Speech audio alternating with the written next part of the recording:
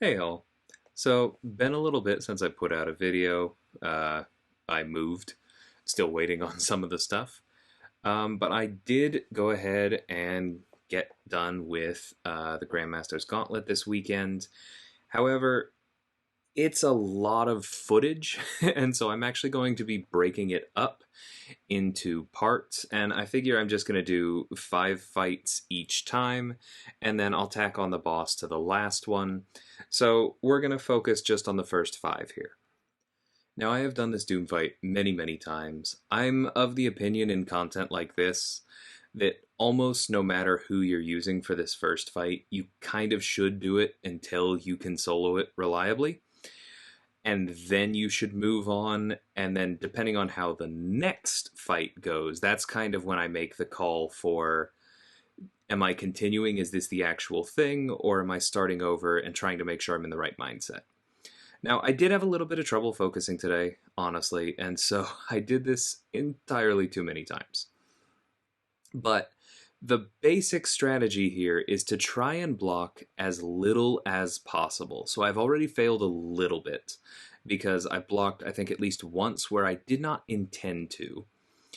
But what I like to do for this one with Apocalypse specifically is rush to the concussion so that I have as high a chance as possible to turn off as many auras of Hazareth as possible. Notice he didn't trigger it on that special one there. Then I get the weakness so that if I do have to block things to try and refresh my buffs, it doesn't hurt as much. And then I go straight to the special 3, refreshing them as I go, because I want to make those permanent so I don't have to worry about them anymore, and very crucially, double their potency so that we're reducing his damage even more by doubling the weakness and making it even less likely that we have to deal with any of his aura BS on the special 1. I am much more likely to push him to the special 2 before I get the permanent concussion for that reason. Because I do think that if you have the special 2 decks down, which I put a lot of work into, it's generally easier. Or it's not necessarily easier, it's safer because you don't have to worry about the shocks.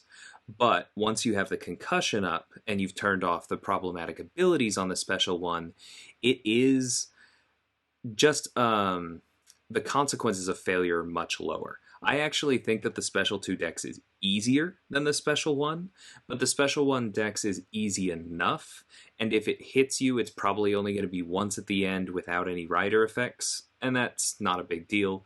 Whereas if the special 2 clips you, it can really, really hurt, even with the big weakness. So now that we have the non-damaging debuffs out of the way, here's a fun little mistake. I've done this fight perfectly multiple times, but it's always on a run where then the next one goes horribly. So you get some mistakes here. But once we have the non-damaging debuffs up, the weakness and the concussion, then we try and get the poison and the degen, and now our goal is to lock those in, so we do not have to worry about heavy attacks for the entire rest of the fight. I almost said the rest of the game.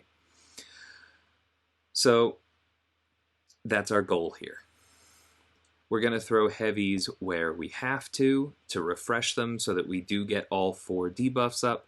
But basically, we're just taking this nice and slow. Otherwise, mostly trying to hit once into him and then immediately block. When his back is to the wall, he has a pretty high likelihood of throwing a heavy after that.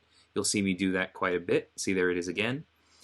And then the other thing that I do is just straight up intercept him.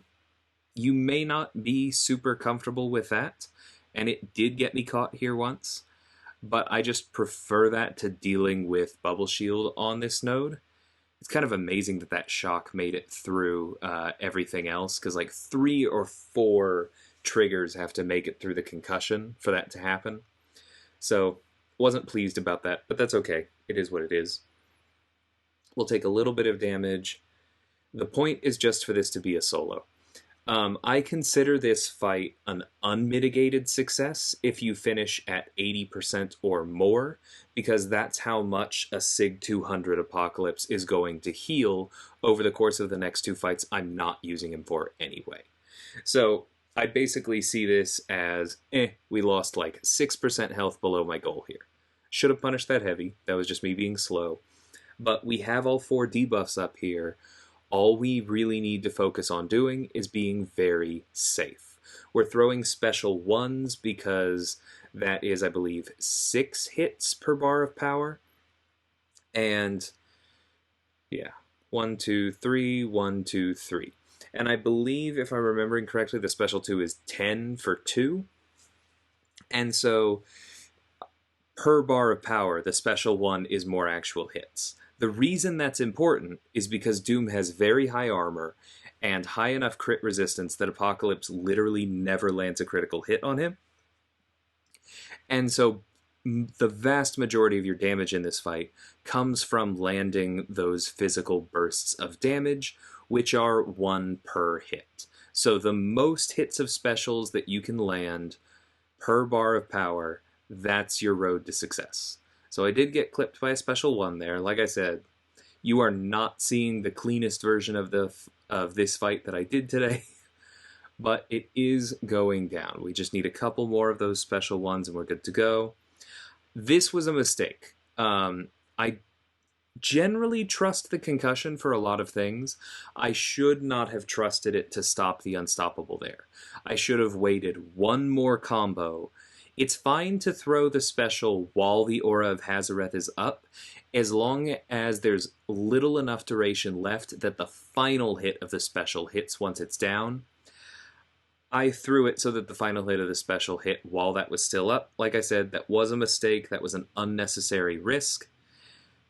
And now you're going to see me do it again, but this time it was calculated because I know this special one's going to do enough damage that the final hit isn't going to be a problem. So that's how that fight goes.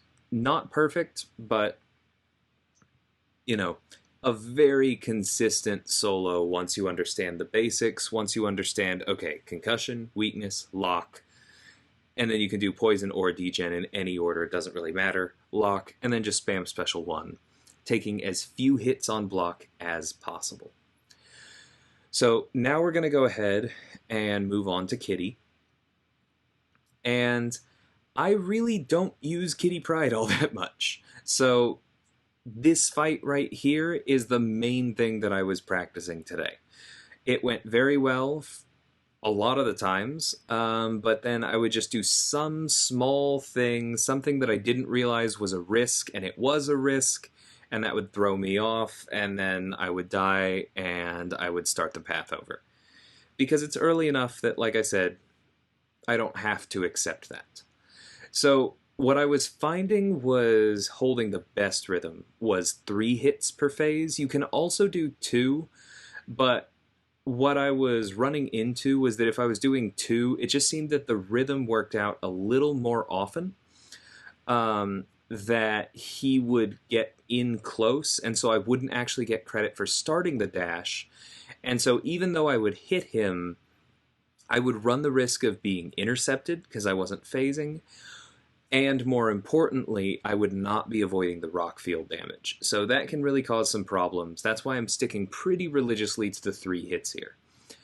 Beyond that, and the very opening where you can feel free to parry because it gives you a prowess, remember the point is to stay at 3 or above, ideally 10 or above, and also to remember that his power is going to drain faster and faster the longer rock field goes on. So eventually that's going to happen, it's going to expire, and then your 3 hits are going to give him a bar, and at that point you back off. And you just wait for him to throw a special. Because the single easiest way to win this fight is, or to lose this fight, is to get so locked into the rotation that you keep doing your 3-hit phases after Rockfield has expired and push him right up to a special 3. Don't realize it, and so don't save yourself with your own special 3, and then he just one-shots you with his.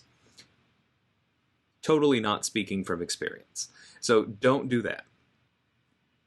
But as long as you're avoiding that, fairly simple fight. You can tell how important the phasing is here because every time I trigger that miss damage, that means that he would have caught somebody else trying to backdraft. That means that the phase saved me, right? So this fight really shows off Kitty Pryde at her best, in my opinion. You can throw the special 3. It is pretty darn safe while in Rockfield because he's pretty aggressive, and you can normally intercept him after that. I did lose a couple of my attempts with him catching me. When I did that, it was almost never the first time. It was after I had done it like twice flawlessly, and then the third time he would punch me in the face, and I was just like, you know what, that's fine, let's not do that on the actual run. You'll notice that I turn on boosts after Doom, so I was fairly committed that this was going to be it. I was feeling in the groove. So you can see his power getting lower and lower. There we go, Rockfield expired. He did kind of surprise me because it happened in the middle of 2 of my hits there. So my rhythm was a little off, but now we're waiting here and we're okay. This is not the most interesting fight in the world. But yeah, like I said, if you're willing to be slightly riskier, then you can throw the special 3, use the long phase that it gives you to get your prowess back up and get back into your rhythm. And then because that puts that passive Incinerate on Terrax, your prowess potency bonus will go up and up and up. And eventually you can land a really cool special 2 for a finisher. That's probably what most of the Kitty pros out there are going to be doing. I'm still fairly new to her, so I took the safe approach through this. And there you go. Oh, right, I did wait out one more. Definitely could have ended that with the special 3. And I probably should have, because 1% is extremely safe, but there we go. Not a single special the whole fight. What was that, 300 hits? Jesus. Anyway, Kitty is good at that. So we move on to Vision. Kitty is very good for this as well, because she can tank the special 3s even through minor aspect of death. But in my opinion, the hardest part of this fight is right at the beginning. Because basically what you want to do to make this completely safe, so that you're not relying on his AI, is you want to get to your special 3 before he gets to his. And you are able to do that if you bait out the special 1 and the special 2 first, and just stay on top of the rhythm. But you have to do that before he triggers Synthesis too many times. See, there's the first one. If he does that too many times, notice we've only picked up like a bar and a half of power here. We need him to throw that special 2. There he does, so I feel much better now. And now I'm just keeping the tempo up as much as I can because I am racing to my special 3. I want the long phase because the short one, that was a little bit lucky there. The short one is just not super reliable. If he hesitates, waits it out, and then throws the special 3, well, you lose, and you've probably only taken off like 10%. So, not ideal. But because we did manage to get to our special 3 and throw it, we have the long phase, we can safely tank this, and now we don't have to get right back into our rhythm. We can take it easy here and just go through that rotation again. We gained power from being hit by the special 3, so this time we have a huge head start on getting back to it. We can just be careful. We bait out his special 2 here. At least I think we do, somewhere in here. But I also don't care as much if we push him to his special 3. We just want to make sure that we're ready to throw ours, again, while phased, when we get him there. So yeah, we bypassed the special 2, but we did so intentionally, before Synthesis could trigger, so that we could bait this out safely. That is really the whole trick to this fight, in my opinion, is just lining up your special 3s while he's being aggressive. So there's Synthesis. We do want him to throw this special 1. He's being a little bit stingy here, and he does tag me. There we go.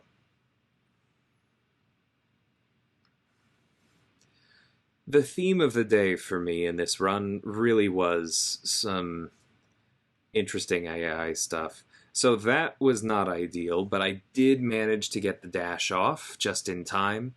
Like I said, you're really worried about those synthesis triggers while you're trying to bait out the special 2 in particular.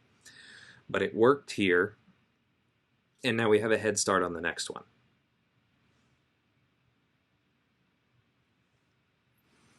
Alright, so now as long as we stay in control of when we throw this special 3, we're back in the safe zone. But he is doing some weird stuff.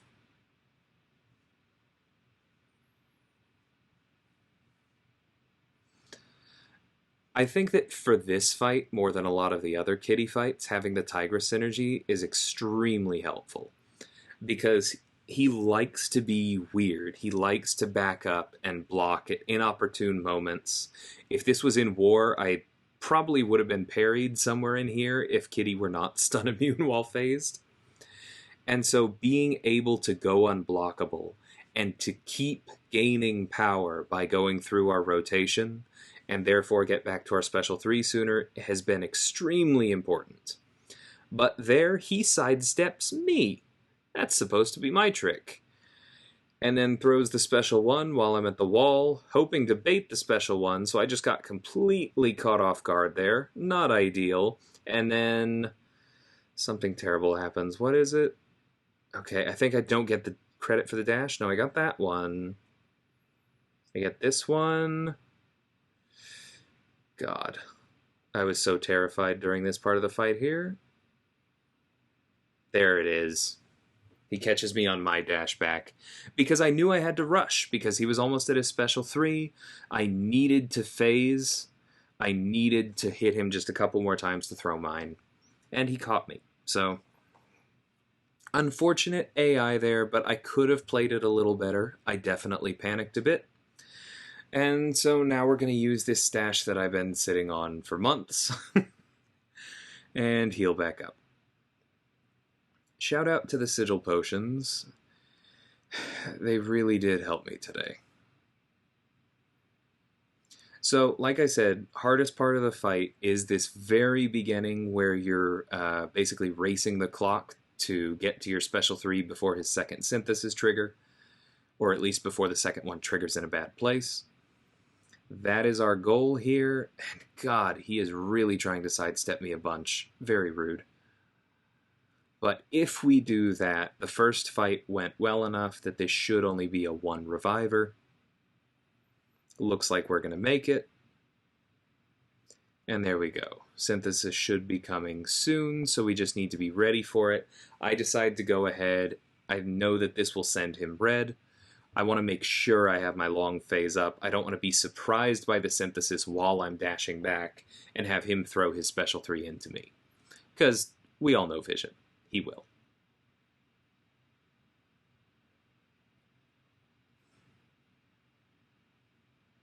It's also worth noting that because the special 3 is hitting you while phased, that is triggering Kitty's extra combat power rate, definitely one of her most broken attributes.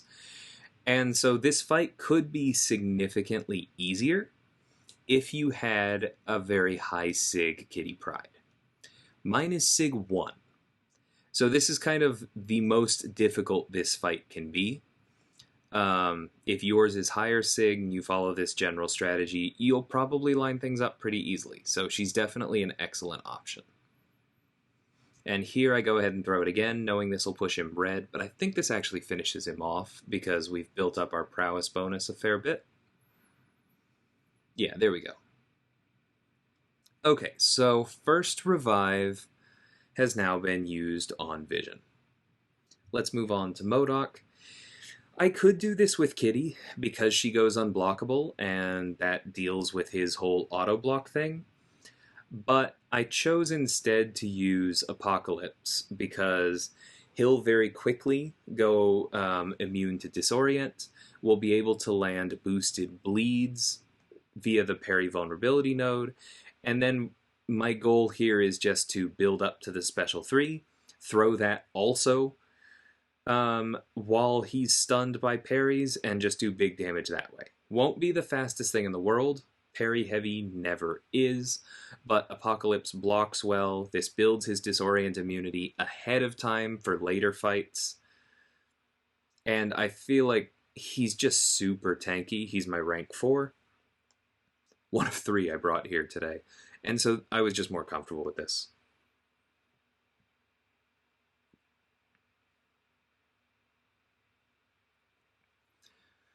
I did have a couple input issues in this fight where I do get tagged by special ones, but it really does follow that very simple formula of basically just parry heavy in between special 3s.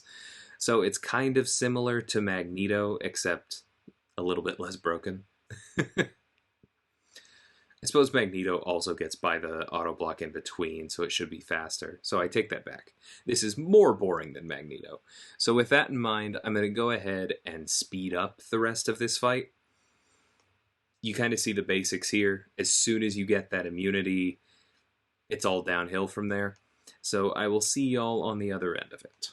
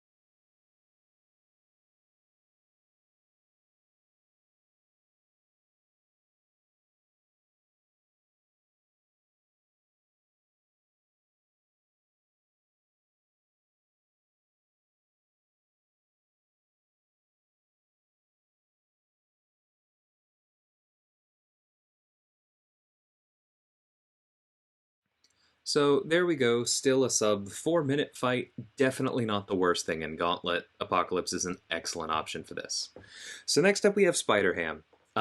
This fight sucks.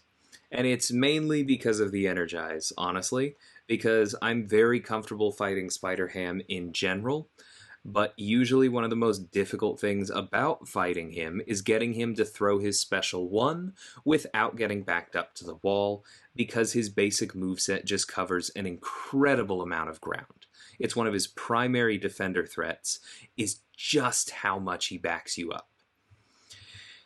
And so Energize, especially a powerful Energize like this, just makes that particular threat much, much worse. And then it's generally hard to do damage to him, and that just compounds everything. So last summer, when Gauntlet first came out, I did solo this with Spider-Ham. I've seen a bunch of other people do it this year. It is extremely doable. It just takes an eternity. But you are about to see me not solo it, unfortunately. I think all of the fights that I died to this time in Gauntlet are ones that I soloed last time. So it is what it is. Another thing about his moveset is that if I am not on top of things, he does sometimes catch me on dashbacks, and there you go. That happened. I took an absolute ton of block damage from that special too, because it hurts. And now we can't hit into him because he'll evade. And I hit him once. I should have just waited it out. I have a video on Spider-Ham for exactly this. And what I always tell people is that if he gets to 10 spider nonsense, just wait it out. Because then things will get easier. And if I had waited it out and he had dropped down, then I think I would have had enough room and enough health to just throw my special 2 there when he dropped back.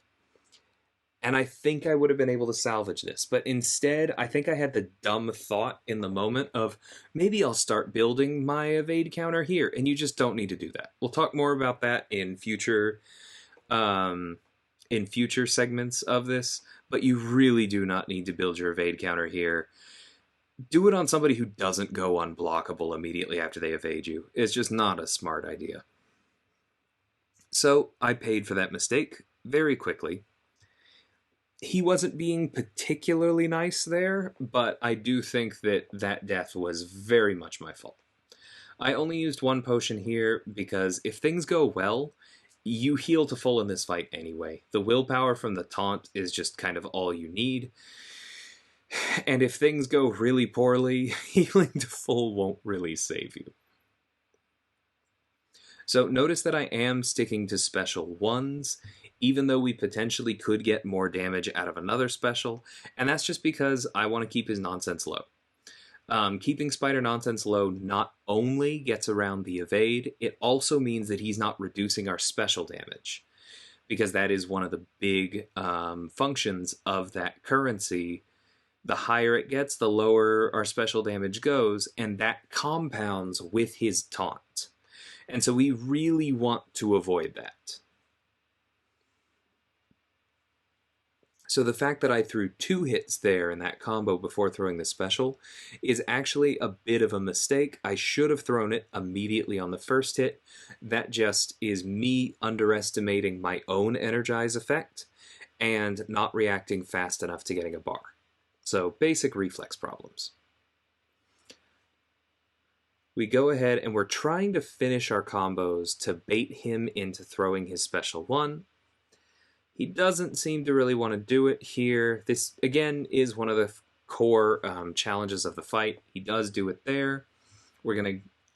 I think that time I thought maybe I would get it. Would have been better off just doing a light attack immediately after that and then throwing the special one. So I've kind of backed myself up here with hesitance. Mistake number 2. And there's mistake number 3. God. Yeah, I really despise his moveset. Like I said, I'm generally pretty comfortable fighting Spider-Ham. I have a whole video on it. I've taken him 1,000,001 times, but there's a reason I love taking him with Killmonger so much.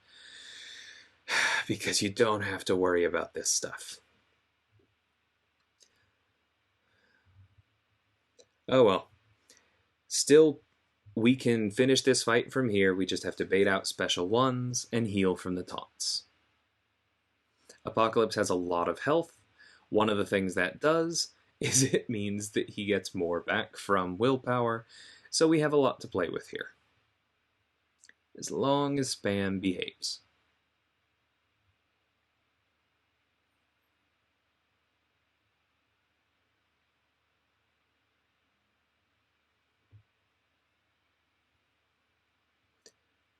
This is also a fight where you really feel Apocalypse's low crit rating. Because between the taunts and the spider nonsense, you're just not doing a whole lot. You're missing out on your physical burst damage because he's debuff immune. And so when you don't crit, it just feels awful. So there we mess up again, get caught on another dashback, and this is just where it's not my day. And here is mistake number, I don't know, 5, 6? There it is. Nope. I did better than I thought. Okay, there it is. I get caught trying to quake in the corner, wait out spider nonsense, and I throw this because I just know I'm dead. I saw how much damage that special 2 did into block. This is me pausing, just kind of contemplating the world, being very sad for a minute, and then unpausing and letting it go. But you have kind of heard me talk through all of the things that make this fight challenging, all of the things that make it remotely interesting. And so for my last attempt, I will just go ahead and spoil it. I do get him down from here, so 2 revives on the pig that I soloed last summer. Very happy about that. But I'm going to go ahead and speed up this next one, and I will catch y'all at the end of that.